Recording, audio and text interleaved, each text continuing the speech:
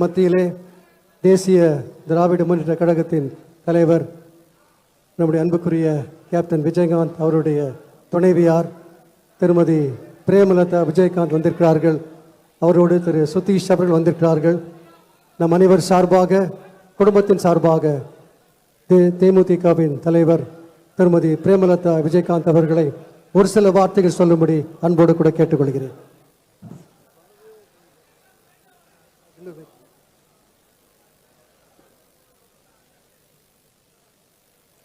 அனைவருக்கும் வணக்கம்.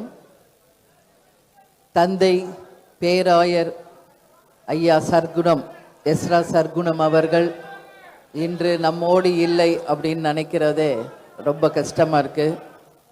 கேப்டன் மீதும் எங்கள் குடும்பத்தின் மீதும் கழகத்தின் மீதும் மிகப்பெரிய பற்று வச்சிருந்தார்.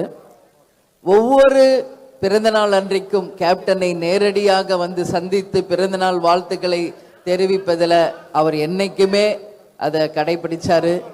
கேப்டன் அவர்களுக்கு டாக்டர் பட்டம் கொடுத்த பொழுது முதல் ஆளாக வந்து ஆசீர்வாதம் செய்து கேப்டனுக்கு எல்லா பிளெஸிங்கும் கொடுத்தாரு.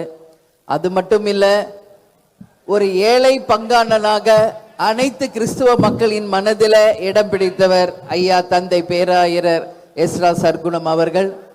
கேப்டன் அவர்களும் எப்பொழுதுமே ஏழைகளுக்கு உதவி செய்வதில் எப்பொழுதுமே ஆவல் கொண்டவர்.